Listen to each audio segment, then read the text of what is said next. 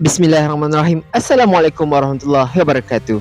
So for today, the selling drugs become a life savior in urban poverty. So based on our project Dana Kembali ke Sekolah to ease the parents' burden in B40 level to provide their child with the proper needs for education. So it's an assistance for the B40 family, but it's not a perfect solution to eradicate the poverty in urban and rural areas. So this is as a signal for the government to take action on eradicating the poverty issue, and also the poverty issue consequences which may lead to the crime and also social disorder. So people living in poverty can be more vulnerable because they can be doing a crime which is such as a drug trafficking, because the drug trafficking is the fastest and easiest way to make money. So they have a urge to find the sources of money, and also becoming stressed when they does not have any resources that they can depend on.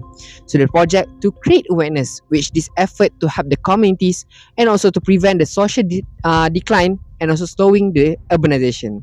So let's go on for the next.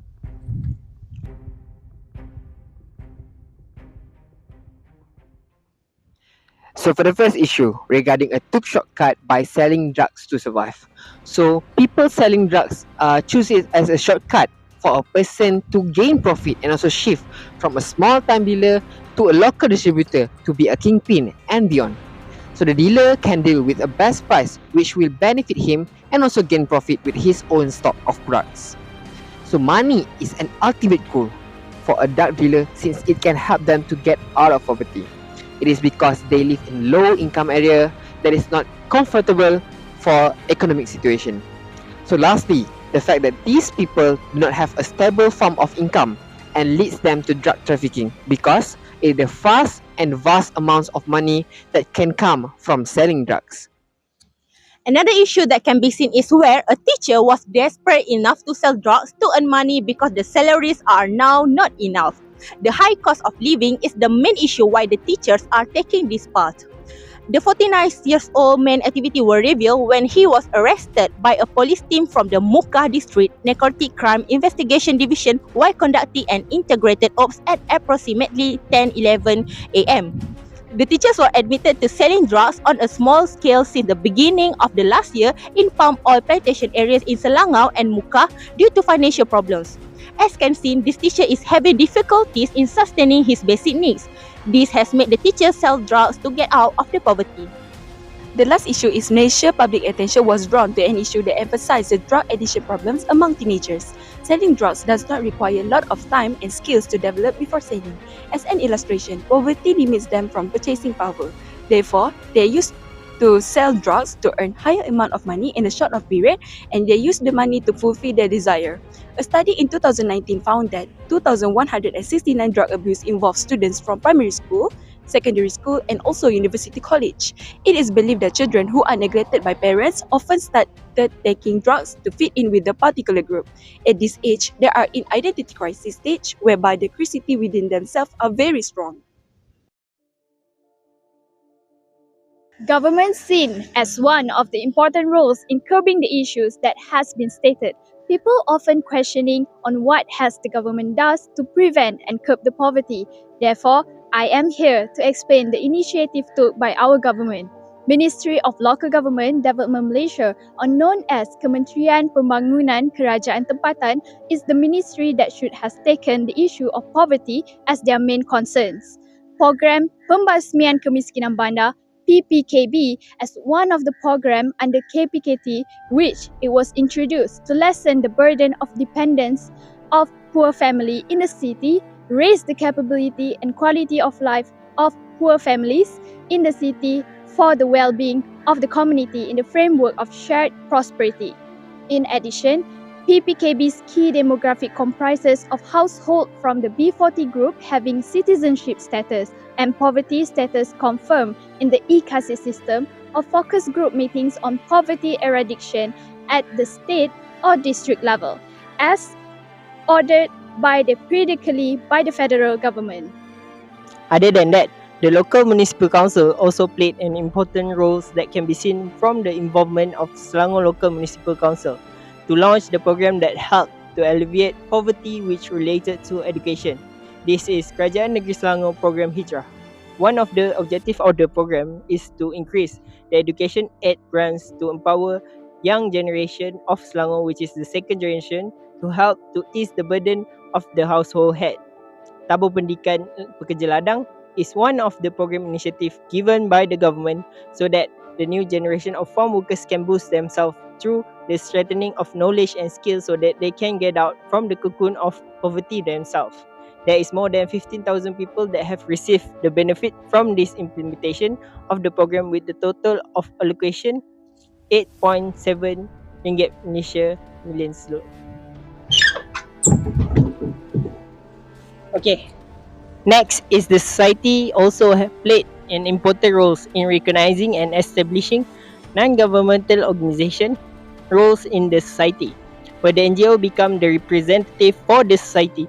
Although the existence of the council for the use of prohibited substance, sex and other drug-related NGO had been recognized by the government. The organization, faced with the funding issues and legal provision that need the initiative by the government, which includes the legal provision creation to ensure the organization service are recognized and the stakeholder acknowledgement on the importance and roles of NGO in helping to combat and recover from drug addiction in the country.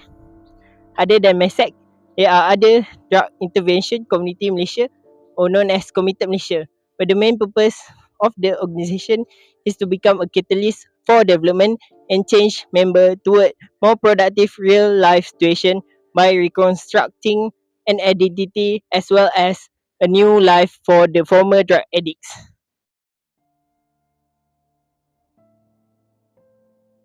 Now we're moving on to the challenge. The first challenge is the emergence of the new type of drug that contribute to the increase in smuggling, distribution and drugs.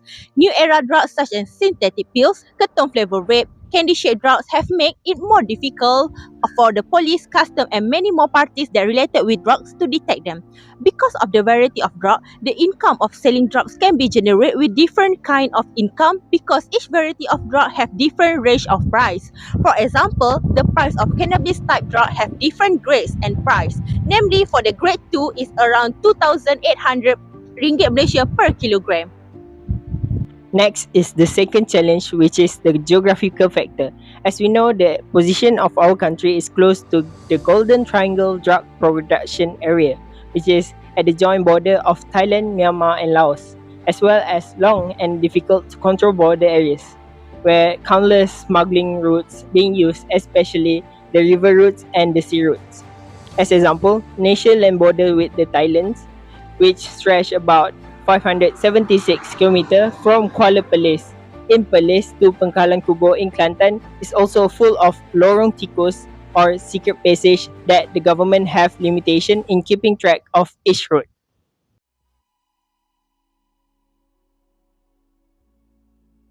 The first suggestion is by forming a responsible society to give help on basic items. Cost of living is highly increased due to the economic situation, therefore they might not be able to live comfortably and have to struggle in continue living. Communities can also play their role in participating in any program that aims to prevent the issue from being worse. For example, they're responsible for giving help to the poor residents that live in urban areas. Yayasan Hasanah is the best example, which is an impact-based foundation owned by Khazanah Nasional collaboration with Yayasan Sejahtera to implement projects to eradicate poverty using the community-based approach. It is a model approach to address the needs of poor urban and rural communities in eradicating poverty. Communities can also give moral support to those who need it by encouraging them to join youth and parent education and training to boost their physical and mental health that prevent community to live in poverty. Police have admitted that it is difficult to curb the smuggling activities along the border in Kelantan. Having a strict control across the Thailand and Malaysia border is essential in preventing drug trafficking. This can be achieved through various measures such as increasing the number of border patrols, installing advanced surveillance systems, and implementing strict laws and penalties for those caught trafficking drugs. By strengthening border security, authorities can effectively disrupt the flow of illegal drugs and make it more difficult for traffickers to operate. Additionally, working closely with international partners and sharing intelligence can also help in the fight against drug trafficking and keep both countries safe. It is important for both Thailand and Malaysia to take a strong stance against drug trafficking and do everything in their power to prevent it from occurring. However, we have seen that recently the Royal Malaysian Custom Department stepped up checks at the border gates to curb the smuggling of cannabis, including products containing banned substance into Malaysia.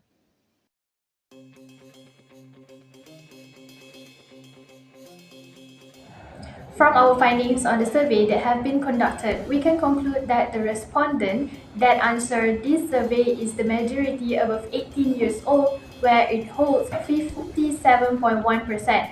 The majority of respondents have a family size of 4 and more than 6, which is 23.2% respectively. Most of the respondents are degree holder, whereby it holds 32.1%.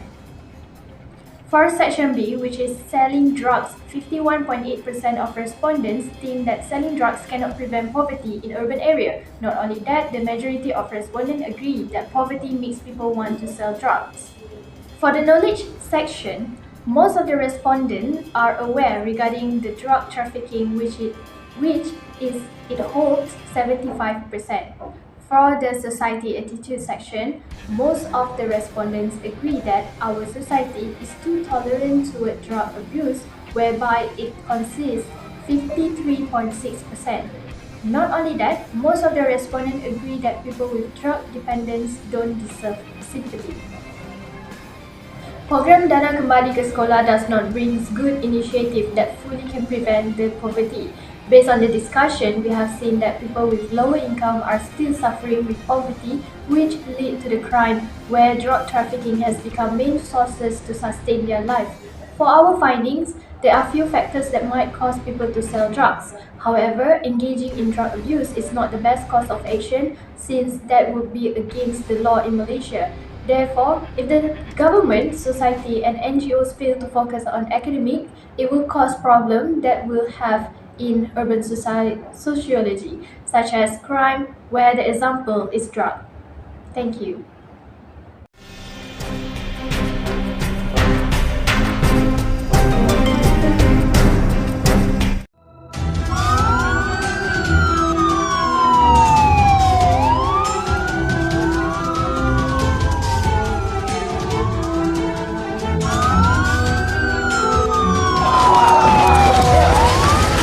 Rumah sering dijadikan port pengedaran dan penagihan.